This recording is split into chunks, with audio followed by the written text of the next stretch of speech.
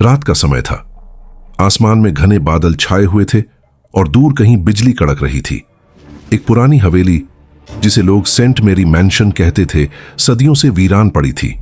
हवेली इतनी विशाल थी कि गांव के बच्चे इसे किला कहकर पुकारते थे, लेकिन बड़ों के लिए यह मौत और डर की पहचान बन चुकी थी। कहते हैं यह हवेली कभी एक अंग्रेज पादरी फादर सैमुअल का घर हुआ करती थी, जिसने यहां काली शक्तियों से जंग लड़ी थी। उसकी मौत के बाद से इस हवेली को अभिशप्त मान लिया गया। लोग कहते हैं कि हवेली की दीवारें आज भी उन प्रार्थनाओं और चीखों को समेटे हुए हैं जो फादर ने अपने आखिरी दिनों में यहां सुनी थीं। गांव के पास रहने वाले लोग साफ शब्दों में कहते थे, उस हवेली के भीतर सिर्फ साया नहीं रहता, वहां पूरा एक और ब्रह्मांड है, शैतान का ब्रह्मांड। एंट्री ऑफ किरदार कहानी की असली शुरुआत होती है रिया से। रिया दिल्ली यूनिवर्सिटी में पैरानॉर्मल साइंस पढ़ रही थी। उसे हमेशा से अंधविश्वास और डरावनी कहानियों के पीछे की सच्चाई जानने का शौक था। जब उसे अपने प्रोफेसर ने सेंट मेरी मैंशन पर एक रिसर्च प्रोजेक्ट दिया, तो उसने बिना सोचे समझे हामी भर दी। रिया के साथ उसके 2 दोस्त भी इस रिसर्च में शामिल थे। आदित्य, जो कैमरे और रिकॉर्डिंग डिवाइस संभालने में एक्सपर्ट था। सोनाली, जो साइकोलॉजी की स्टूडेंट थी और इंसानी दिमाग के डर को समझने में माहिर। रिया को यह नहीं पता था कि जिस हवेली में वह रिसर्च करने जा रही है, वही उसके जीवन की सबसे बड़ी भूल साबित होगी। हवेली का पहला सामना तीनों रात के समय हवेली पहुंचे। आदित्य ने कैमरा ऑन किया और रिकॉर्डिंग शुरू की। दरवाजे को छूते ही उसमें से धूल और बदबू की एक ऐसी लहर निकली जैसे सदियों से किसी ने उसे खोला ही ना हो। अंदर कदम रखते ही चारों ओर सन्नाटा था। टूटी फूटी खिड़कियां, जाले से भरी छत और जमीन पर पड़े पुराने धार्मिक चिन्ह सब मिलकर हवेली को और डरावना बना रहे थे। सोनाली धीरे से बोली, रिया, मुझे अच्छा नहीं लग रहा। ये जगह जैसे हमें देख रही हो। रिया ने हिम्मत दिखाते हुए कहा, डरो मत, हम सिर्फ रिसर्च करने आए हैं। देखना, सब कुछ रिकॉर्ड होगा और कल क्लास में प्रेजेंट भी करेंगे। लेकिन आदित्य ने कैमरे की स्क्रीन पर कुछ अजीब देखा। जैसे ही उन्होंने अंदर कदम रखा, कैमरे पर एक काली छाया कुछ पल के लिए दिखी। फादर सैमुअल की डायरी। अंदर जाते जाते उन्हें एक पुराना कमरा मिला। कमरे की दीवार पर टूटी हुई क्रॉस टंगी हुई थी और टेबल पर एक फटी पुरानी डायरी पड़ी थी। रिया ने डायरी उठाई और पढ़ना शुरू किया। डायरी में लिखा था, यह हवेली सिर्फ एक घर नहीं है, यह दरअसल उस ब्रह्मांड का दरवाजा है जहां इंसान की आत्माएं काली शक्तियों का हिस्सा बन जाती है। मैंने इसे रोकने की बहुत कोशिश की, पर हर बार नन, गुड़िया और अंधेरे में छुपे चेहरे वापस लौट आते हैं। मैं जानता हूं ये लड़ाई मेरे मरने के बाद भी जारी रहेगी। डायरी पढ़ते ही सोनाली ने कांपते हुए कहा, रिया, यह कॉन्ट्यूरिंग यूनिवर्स की बात कर रहा है, यानी एक ऐसा डरावना संसार जो आपस में जुड़ा हुआ है। अगर यह सच है तो हम यहां अकेले नहीं हैं। पहला डरावना सामना अचानक हवेली के दरवाजे जोर से बंद हो गए। हवा का तेज झोंका आया और सारे कैमरे बंद हो गए। केवल आदित्य का हैंडहेल्ड कैमरा चालू रहा। कैमरे में दिखा एक लंबा काला साया जो धीरे धीरे उनकी तरफ बढ़ रहा था। उस साए की आंखें लाल चमक रही थीं और उसके होठों पर एक अजीब सी मुस्कान थी। रिया ने साहस जुटाते हुए जोर से कहा, हम सिर्फ रिसर्च करने आए हैं, हमें कुछ मत कहना। लेकिन जवाब आया, एक औरत की हंसी, इतनी तेज और खौफनाक कि दीवारें तक हिल उठीं। कॉन्ट्यूरिंग यूनिवर्स का दरवाजा तभी डायरी के पन्ने अपने आप पलटने लगे और एक वाक्य पर रुक गए। जब यह हंसी गूंजे, समझ लो कि दरवाजा खुल चुका है। अचानक कमरे की एक दीवार टूटकर धूल में बदल गई और उसके पीछे एक अंधेरा दरवाजा दिखाई दिया। उस दरवाजे के अंदर जैसे कोई और दुनिया थी, जहां अजीब आवाजें, बच्चों की चीखें और पियानो की बेसुरी धुन सुनाई दे रही थी। सोनाली चिल्लाई, रिया, हमें वापस जाना होगा। यह दरवाजा किसी और यूनिवर्स का है और यह हमें खींच लेगा। अंधेरे दरवाजे के सामने खड़े होकर तीनों की सांसें तेज हो चुकी थीं। दरवाजे से आती ठंडी हवा में किसी कब्र की बदबू थी। रिया की आंखें जैसे सम्मोहित हो गई थीं। वह धीरे धीरे दरवाजे की तरफ बढ़ने लगी। आदित्य ने उसका हाथ पकड़ते हुए कहा, रिया, पागल हो गई हो क्या? यह कोई रिसर्च नहीं, यह मौत है। लेकिन रिया ने उसकी तरफ देखते हुए धीरे से कहा, तुम समझ नहीं रहे। ये सिर्फ एक हवेली नहीं है, ये दूसरी दुनिया का रास्ता है। वो दुनिया जिससे जुड़ी हर डरावनी कहानी हमने सुनी है। अगर मैंने इसे रिकॉर्ड कर लिया तो हम पूरी दुनिया को साबित कर देंगे कि भूत असली होते हैं। सोनाली लगभग रोने लगी। रिया, हमें घर जाना चाहिए। ये दरवाजा बंद होने से पहले भाग चलते हैं, वरना ये हमें भी निगल जाएगा। लेकिन बहुत देर हो चुकी थी। दरवाजा खुद ब खुद खुल गया और तीनों को जैसे एक अदृश्य शक्ति अंदर खींच लाई। दूसरी दुनिया में प्रवेश अंदर पहुंचते ही सब कुछ बदल गया। यह कोई साधारण कमरा नहीं था, यह एक दूसरी वास्तविकता थी। आसमान लाल रंग का था, जमीन पर धुएं की परत बिछी हुई थी और चारों तरफ टूटे फूटे घर दिखाई दे रहे थे। उन घरों की खिड़कियों से खून टपक रहा था। दूर से बच्चों की चीखें और औरतों की सिसकियां गूंज रही थीं। आदित्य ने कैमरा ऑन किया तो उसमें अलग अलग आकृतियां नजर आने लगीं। कभी गुड़िया जैसी एनाबेल, कभी काली नन जैसी औरत और कभी बस एक खौफनाक छाया। रिया ने कांपती आवाज में कहा, ये वही जगह है जिसके बारे में डायरी में लिखा था। यही है कंजरिंग यूनिवर्स। पहला टकराव, नन की परछाई। अचानक उनके सामने एक पुराना चर्च दिखाई दिया। चर्च का दरवाजा अपने आप खुला और भीतर से एक लंबा काला साया बाहर आया। उसकी शक्ल पर पर्दा था, लेकिन उसकी आंखें पीली रोशनी में चमक रही थीं। सोनाली ने डरते हुए कहा, ये नन है, मैंने इसी के बारे में सुना था। नन ने अपनी उंगलियों से हवा में क्रॉस बनाया, लेकिन वह क्रॉस जलते हुए उल्टा हो गया। उसके होठों से ऐसी फुसफुसाहट निकली कि कानों में खून उतरने लगे। आदित्य ने कांपते हाथों से कैमरा उसकी ओर घुमाया। कैमरे में उसका चेहरा साफ दिखा। चेहरा पूरा काला था, सिर्फ आंखें और दांत चमक रहे थे। नन ने चीखते हुए कहा, यह मेरी दुनिया है, यहां से कोई वापस नहीं जाता। आत्माओं का जाल तभी उनके पैरों के नीचे की जमीन कांपने लगी। चारों ओर से कंकाल जैसी आत्माएं बाहर आने लगीं। ये वही आत्माएं थीं जो सदियों से इस यूनिवर्स में फंसी हुई थीं। उनके हाथ पांव जंजीरों से बंधे थे और उनकी चीखों में ऐसा दर्द था कि सोनाली जमीन पर गिर पड़ी। रिया ने हिम्मत जुटाते हुए डायरी का पन्ना खोला। उसमें लिखा था, अगर आत्माएं हमला करें तो उनके नाम पुकारो। हर आत्मा तब शांत होगी जब उसे उसका असली नाम सुनाई देगा। रिया ने कांपते होंठों से पुकारा, मैरी, एडवर्ड, थॉमस। और सचमुच जिन आत्माओं के नाम पुकारे गए वे तुरंत शांत हो गईं। लेकिन सैकड़ों आत्माओं के बीच यह काम नामुमकिन था। गुड़िया का आतंक। अचानक एक घर की खिड़की से एक पुरानी लकड़ी की गुड़िया नीचे गिरी। उसकी आंखें अपने आप हिल रही थीं और होठों से आवाज निकली, तुम सब मेरी दुनिया में आए हो, अब हमेशा यहीं रहोगे। गुड़िया ने खुद ब खुद आदित्य के कैमरे को तोड़ दिया। उसके बाद वह हवा में उड़कर सोनाली के कंधे पर चढ़ गई। सोनाली ने चीखते हुए उसे फेंकने की कोशिश की, लेकिन गुड़िया के छोटे छोटे हाथ उसके गले को कसने लगे। रिया ने किसी तरह उसे हटाया, लेकिन अब सोनाली की आंखें लाल हो चुकी थीं। वह खुद एक आत्मा जैसी लग रही थी। बचने की कोशिश रिया और आदित्य किसी तरह सोनाली को पकड़कर चर्च के अंदर भागे। चर्च की दीवारों पर अजीब प्रतीक बने हुए थे, कुछ धार्मिक, कुछ शैतानी। केंद्र में एक विशाल काला दरवाजा था जिस पर खून से लिखा था, यहां से वापस मत जाओ। आदित्य ने कांपते हुए कहा, रिया, हमें निकलना होगा, वरना यह हमें भी निकल जाएगा। रिया ने डायरी में आखिरी पन्ना खोला। उसमें लिखा था, इस यूनिवर्स से बाहर निकलने का सिर्फ एक रास्ता है, उस दरवाजे से वापस जाओ जिस दरवाजे से आए हो। लेकिन याद रखना, हर बार लौटने पर एक आत्मा तुम्हारे साथ बाहर आएगी।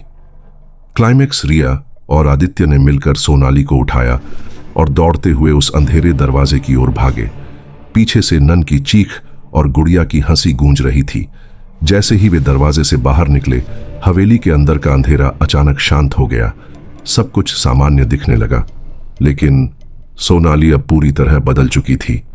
उसकी आंखें काली थीं और हवेली से बाहर आने के बाद भी रिया और आदित्य की सांसें तेज थीं। बाहर का वातावरण सामान्य लग रहा था। पेड़ हिल रहे थे, हवा बह रही थी, आसमान में बादल थे, लेकिन उनकी नजरें बार बार सोनाली की ओर जा रही थीं। सोनाली पहले जैसी नहीं रही। उसके चेहरे पर अजीब सी शांति थी, लेकिन आंखों में गहरी काली परछाइयां थीं, जैसे उसकी आत्मा अब पूरी तरह बदल चुकी हो। रिया ने हिम्मत जुटाकर पूछा, सोनाली, तुम ठीक हो? सोनाली ने मुस्कुराकर कहा, मैं तो बहुत अच्छा हूं, लेकिन तुम दोनों, तुम सोचते हो कि इस दरवाजे से बाहर आकर बच गए हो? उसकी आवाज अचानक बदल गई, गहरी, भारी और डरावनी। रिया और आदित्य को तुरंत समझ आ गया कि सोनाली के अंदर अब कोई आत्मा आ चुकी है। रात का आतंक, तीनों गांव लौटे। गांव वालों ने उन्हें देखकर दरवाजे बंद कर लिए। कोई भी उनसे बात करने को तैयार नहीं था। एक बूढ़ी औरत ने दूर से चिल्लाकर कहा, तुम लोग उस हवेली से लौट कर आए हो? अब ये गांव कभी सुरक्षित नहीं रहेगा।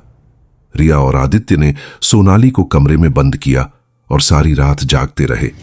लेकिन आधी रात को अचानक कमरे से बच्चों की हंसी और किसी औरत की चीख सुनाई देने लगी। रिया ने धीरे से दरवाजा खोला। अंदर जो दृश्य था उसने उसका खून जमा दिया। सोनाली दीवार पर खून से अजीब प्रतीक बना रही थी। उसकी आंखें अब पूरी तरह सफेद थीं और उसके हाथ अपने आप चल रहे थे। उसने रिया को देखकर कहा, मैंने कहा था ना, हर बार कोई आत्मा साथ आती है, इस बार वो मैं हूं। नन की वापसी अचानक खिड़की अपने आप खुली और बाहर वही नन खड़ी थी जिसे उन्होंने उस दूसरी दुनिया में देखा था। उसकी हंसी इतनी जोरदार थी कि पूरा घर हिल गया। आदित्य ने कांपते हुए क्रॉस उठाया और चिल्लाया, भगवान के नाम पर पीछे हट जा। लेकिन नन ने क्रॉस पर हाथ रखा और वह तुरंत जलकर राख हो गया। नन ने धीरे धीरे कहा, तुम लोगों ने दरवाजा खोला, अब यह दुनिया भी उसी ब्रह्मांड का हिस्सा है। कहीं भी भागोगे, हम साथ रहेंगे। डायरी का आखिरी रहस्य। रिया ने फादर सैमुअल की डायरी को फिर से पढ़ना शुरू किया। उसमें आखिरी पन्ने पर लिखा था, अगर कोई आत्मा इंसान के शरीर पर कब्जा कर ले तो उसे बचाने का सिर्फ एक ही तरीका है, उस आत्मा को उसी यूनिवर्स में वापस भेजना। लेकिन याद रखना, कोई ना कोई इंसान बलिदान देगा। रिया कांप उठी। इसका मतलब साफ था, सोनाली को बचाने के लिए किसी को फिर से उस दरवाजे में जाना होगा। बलिदान की तैयारी। रिया और आदित्य ने फैसला किया कि वे फिर से हवेली लौटेंगे, लेकिन इस बार सिर्फ आत्मा को भगाने के लिए। गांव वालों ने उन्हें रोकने की कोशिश की, पर वे नहीं माने। रात के समय तीनों फिर हवेली पहुंचे। सोनाली अब पूरी तरह से आत्मा के कब्जे में थी। उसकी आवाज बदल चुकी थी। वह बार बार कह रही थी, तुम लोग मुझे रोक नहीं सकते। यह यूनिवर्स अब तुम्हारी दुनिया का हिस्सा बन चुका है। दरवाजे के सामने हवेली के अंदर दरवाजा फिर से चमक रहा था। इस बार वह और भी बड़ा और शक्तिशाली लग रहा था। दरवाजे के अंदर से आग जैसी रोशनी निकल रही थी और चीखों की आवाजें गूंज रही थीं। रिया ने डायरी का पन्ना जोर से पढ़ा। तभी सोनाली अचानक जमीन पर गिर पड़ी और उसके मुंह से काली धुआं जैसी आकृति बाहर निकली। वह धुआं सीधा दरवाजे की ओर बढ़ा, लेकिन दरवाजा तभी खुलेगा जब कोई इंसान उसमें कदम रखे। आदित्य ने रिया की ओर देखा और धीरे से कहा, रिया, अगर हमें सोनाली को बचाना है तो किसी को बलिदान देना होगा। रिया की आंखों में आंसू थे। उसने कांपते हुए जवाब दिया, नहीं, ये मैं करूंगी। ये मेरी रिसर्च थी, मैंने ही दरवाजा खोला, ये मेरी गलती है। अंतिम बलिदान। रिया ने सोनाली का हाथ पकड़ा और धीरे धीरे दरवाजे की ओर बढ़ने लगी। नन की हंसी और तेज हो रही थी। चारों ओर अंधेरा फैल चुका था। रिया ने आखिरी बार आदित्य की ओर देखा और कहा, याद रखना, अगर कभी यह दरवाजा फिर खुले तो उसे दोबारा मत छेड़ना। इतना कहकर रिया ने दरवाजे के अंदर कदम रखा। उसी पल दरवाजा जोर से बंद हो गया और पूरी हवेली हिल गई। अंत का रहस्य। सुबह जब आदित्य और सोनाली जागे तो हवेली वीरान थी। दरवाजा गायब हो चुका था। सोनाली अब पूरी तरह ठीक थी। उसकी आंखें सामान्य थीं, लेकिन रिया हमेशा के लिए उस यूनिवर्स में फंस चुकी थी। सोनाली ने कांपते हुए कहा, उसने हमें बचा लिया, लेकिन क्या तुमने देखा? दरवाजा पूरी तरह बंद नहीं हुआ, उसमें एक दरार बाकी रह गई है। फादर थॉमस ने जैसे ही अपने हाथ में रखा, क्रॉस हवा में उठाया। हवेली के भीतर एक जोरदार झटका लगा। लकड़ी की खिड़कियां अपने आप बंद हो गईं और एक अजीब सी चीख पूरे हॉल में गूंज उठी। एम्मा ने अपने कान ढक लिए। उसकी आंखों से आंसू बह रहे थे। ये घर सिर्फ एक आत्मा से नहीं भरा है, ये तो किसी पूरे शैतानी दरबार की जगह है, फादर थॉमस ने कांपती आवाज में कहा। दीवार पर टंगी एक पेंटिंग अचानक फट गई और उसके पीछे काले धुएं से बनी हुई आकृति उभर आई। वह वही काली नन, द नन थी, जिसकी आंखें बिल्कुल सफेद और चेहरा जल चुका था। एमा चीखी, वो वही है, वही जिसने मुझे कई बार सपनों में सताया है। फादर थॉमस ने तुरंत लैटिन मंत्र पढ़ने शुरू किए, लेकिन जैसे ही उसने मंत्र बोला, एक और परछाई दरवाजे से अंदर दाखिल हुई। ये एनाबेल की गुड़िया थी, जो बिना छुए खुद ब खुद हवा में तैर रही थी। एम्मा कांपते हुए पीछे हट गई। ये कैसे हो सकता है? ये तो सब अलग अलग जगहों की कहानियां हैं। वो यहां एक साथ कैसे आ सकती हैं? फादर थॉमस ने उसकी तरफ देखा और भारी आवाज में बोला, यही तो इस यूनिवर्स का सबसे बड़ा राज्य है एमा। यह सिर्फ एक घर नहीं, बल्कि एक दरवाजा है, एक ऐसा दरवाजा जो हर शैतानी ताकत को यहां खींच लाता है। जैसे ही उसने ये कहा, हवेली की छत से खून की बूंदें टपकने लगीं। एमा ने ऊपर देखा और उसकी सांसें थम गईं। ऊपर उल्टा लटका हुआ एक बच्चा था, जिसकी गर्दन टूटी हुई थी और होंठ सिल दिए गए थे। उसकी आंखें खुली थीं और सीधे एमा को घूर रही थीं। फादर थॉमस ने जोर से क्रॉस आगे बढ़ाया और चिल्लाया, by the blood of Christ I command you to leave this place. लेकिन तभी अचानक एक अदृश्य ताकत ने फादर थॉमस को उठाकर दीवार पर दे मारा। उनका सिर फट गया और खून बहने लगा।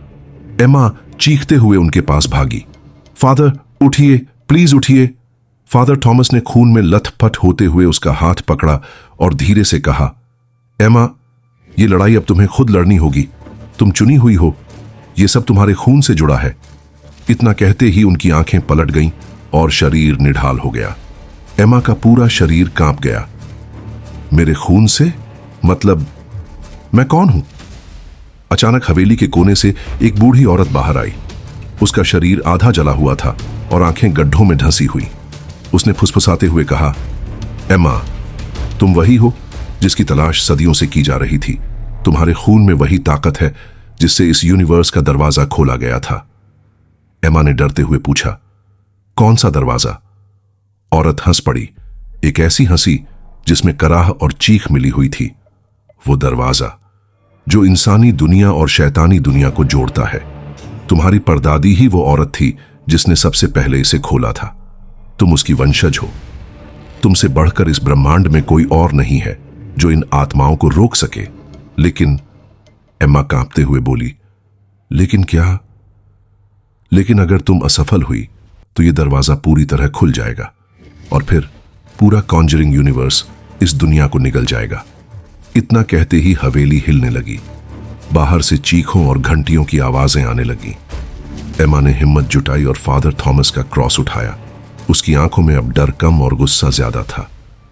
अगर ये मेरी तकदीर है तो मैं इसे पूरा करूंगी, लेकिन मैं ये दरवाजा कभी नहीं खुलने दूंगी। उसके ये कहते ही हवेली के दरवाजे जोर से बंद हो गए और हवा में एक भारी आवाज गूंजी, द यूनिवर्स हैज बिगन। एमा ने डरते हुए पीछे देखा। उसके चारों ओर अब सिर्फ परछाइयां ही परछाइयां थीं। हर परछाई किसी नई डरावनी कहानी का चेहरा थी। कोई अनाबेल, कोई नन, कोई ला llorona, कोई क्रूकेड मैन, और सभी धीरे धीरे उसकी तरफ बढ़ रहे थे। रात गहराती जा रही थी। हवेली के टूटे हुए दरवाजों से आती हवा अंदर के अंधेरे को और भी जिंदा बना रही थी। दीपक, सुमन और पादरी थॉमस ने अपने चारों ओर लाल मोमबत्तियां जला रखी थीं। पादरी लगातार मंत्र पढ़ रहा था, लेकिन अचानक उनकी आवाज लड़खड़ाने लगी। सुमन ने देखा कि मोमबत्तियों की लौ उल्टी दिशा में जल रही है, जैसे कोई अदृश्य ताकत वहां मौजूद हो। दीपक ने डरते डरते पीछे देखा तो दीवार पर काले धुएं जैसी आकृति उभर रही थी। वह आकृति धीरे धीरे आकार लेने लगी। लंबी काली चोगा पहने, बिना आंखों के चेहरा और केवल नुकीले दांतों की झलक। पादरी थॉमस कांपते हुए बोले, ये वही शक्ति है, वही जो पूरे कॉन्जरिंग यूनिवर्स को जोड़ती है। वलक। सुमन की आंखों में आंसू थे। उसने कहा, लेकिन ये यहां क्यों आई है? हम तो बस सत्य जानना चाहते थे। वलक की परछाई ठंडी हंसी हंसने लगी। दीवार पर खून से लिखा हुआ उभरा, हर आत्मा मेरी है और अब तुम भी। अचानक कमरे की सारी मोमबत्तियां बुझ गईं। अंधेरा इतना गहरा था कि हाथ तक नजर नहीं आ रहा था। दीपक ने टॉर्च ऑन करने की कोशिश की, लेकिन बैटरी अचानक खत्म हो गई। तभी हवेली के कोनों से बच्चों के रोने की आवाज आने लगी। सुमन डर से चिल्लाई, ये बच्चे कौन हैं? पादरी ने कहा, ये वही आत्माएं हैं जो इस हवेली से बंधी हैं। हर घटना, हर कहानी, अनाबेल, ला llorona, नून, सबका धागा इसी जगह से जुड़ता है। यही असली ब्रह्मांड है, कॉन्जरिंग यूनिवर्स। अचानक फर्श हिलने लगा, जैसे नीचे से कोई दरवाजा खुल रहा हो। तीनों नीचे खींचने लगे। दीपक ने सुमन का हाथ पकड़ने की कोशिश की, मगर ठंडी हवा ने उन्हें अलग कर दिया। पादरी सबसे पहले अंधेरे में खींच लिए गए और उनकी चीखें गूंजने लगीं। नीचे एक अजीब तहखाना था। वहां दीवारों पर खोपड़ियां जड़ी थीं और बीच में काले पानी से भरा हुआ कुआं। कुएं के ऊपर कई क्रॉस उल्टे लटक रहे थे। दीपक और सुमन किसी तरह नीचे गिर पड़े। तभी पानी से हाथ निकले और दोनों को जकड़ने लगे। वलाक की परछाई उनके सामने खड़ी थी। उसकी आवाज गूंजी, अब तुम मेरी कहानी का हिस्सा हो। जो एक बार इस यूनिवर्स में दाखिल हुआ, वो कभी निकल नहीं सकता। सुमन चिल्लाई, नहीं, हमें छोड़ दो। लेकिन तभी कुएं से और भी परछाइयां निकलने लगीं। अनाबेल की गुड़िया, ला llorona की दुल्हन और कई अनजान चेहरे। दीपक ने महसूस किया कि उनकी आत्मा जैसे शरीर से बाहर खींची जा रही हो। उनकी आंखों के सामने आखिरी चीज वो देख पाए, दीवार पर लिखा खून से बना वाक्य, यह तो बस शुरुआत है। और अगले ही पल सब कुछ अंधकार में डूब गया।